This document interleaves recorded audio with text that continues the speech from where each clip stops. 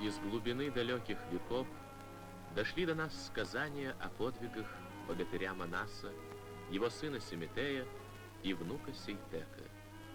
Из уст в уста передавались легенды, являясь для кочевников и театром, и литературой. Не хватит и 30 зимних ночей, чтобы рассказать всю поэму.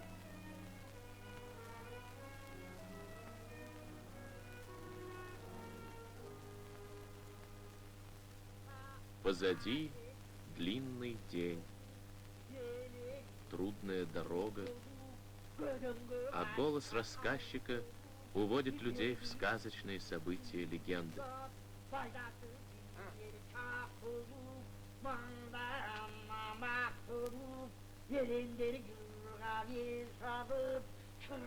Семидесятилетний Саякбай Каралаев – один из выдающихся сказителей нашего времени.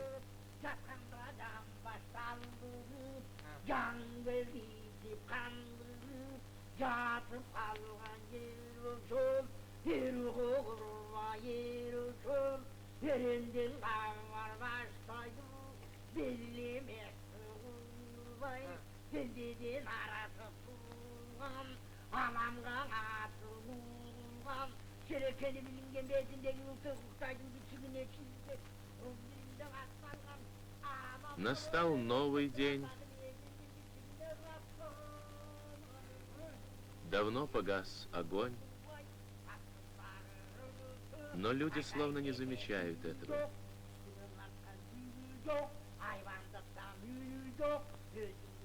Народ сложил легенды и о самих сказителях. Говорят, когда начинал петь Кильдебек, живший в XVIII веке, дрожали горы, гудела земля под копытами могучих коней дружинников Манаса.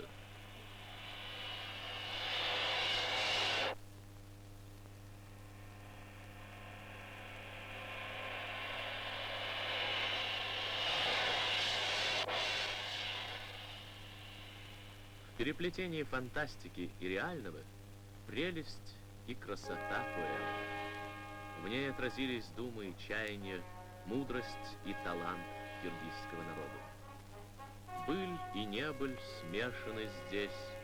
Свидетелей нет тех далеких чудес, говорят монастчи.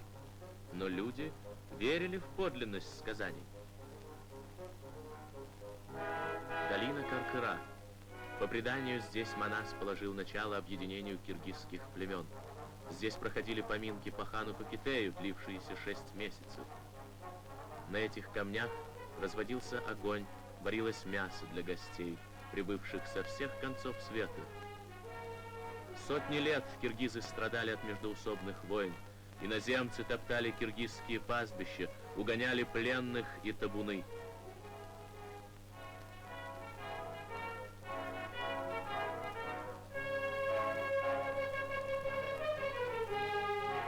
Ни храбрость джигитов, ни быстроногие скакуны не могли спасти разрозненные племена от разорения.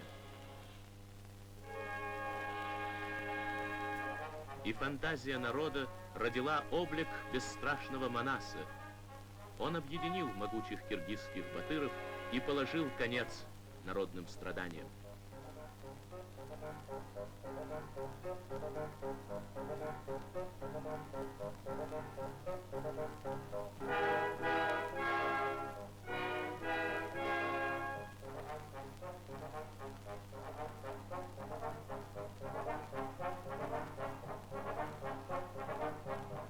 Соратники Манаса под стать своему предводителю.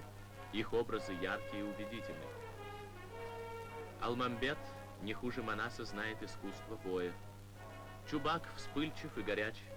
Сыргак никому не уступит по храбрости. Бакай — мудрый организатор и советчик Манаса.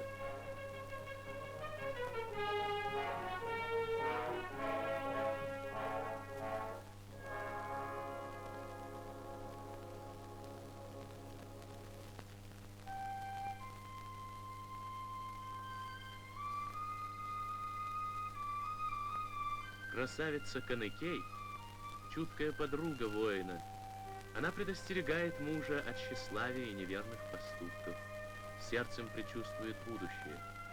Перед каждой битвой Манас и 40 дружинников просят ее благословения. В одном из походов Манас получает тяжелую рану, возвращается в родной Талас и умирает. Безутешна вдова Каныкей, горы рыдали, плакал ручей, исходил слезами родник, плакал мальчик и плакал старик. Воины молча сжимали мечи, слезы мертвому льву не нужны. В народе не умирает мечта о богатыре-заступнике. На защиту родной земли встают потомки Манаса, сын Семетей, внук Сейтек и правнуки. Поэма разрастается в великую трилогию.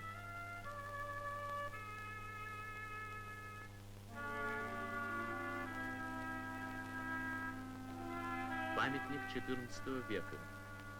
По преданию, здесь похоронен Манас. Но ученые установили, что здесь погребена женщина. Изучение Манаса началось со середины прошлого столетия. Чокан Валиханов впервые открыл эпос для ученого мира и назвал его «Степной Илиадой». Ровно 100 лет назад академик Радлов издал в русской транскрипции фрагменты из Манаса и перевел на немецкий язык. Почти всю свою жизнь собирает эпос старейший фольклорист Ибрай Абдрахманов.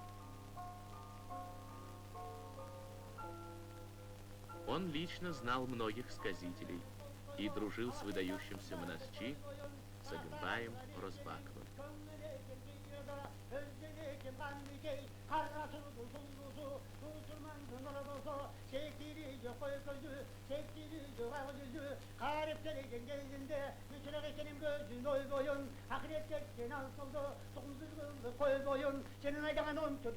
Восьмидесятилетний Дункана Качкеев – талантливый сказитель Семетея.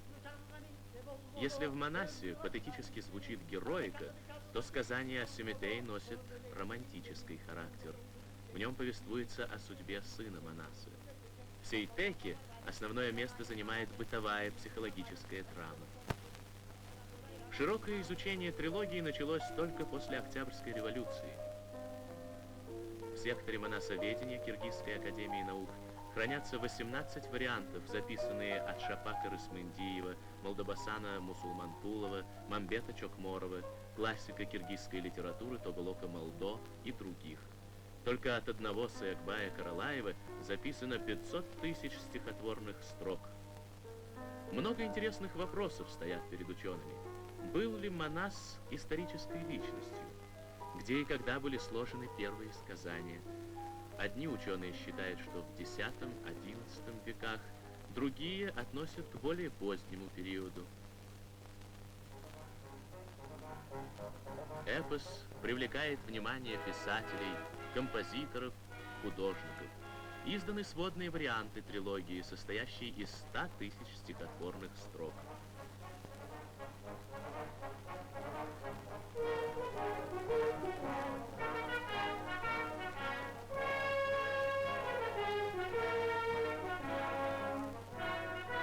По объему Манас уступает только одной поэме в мире – индийской Махабхарате. Киргизский эпос «Манас» – одно из гениальных народных творений мирового искусства.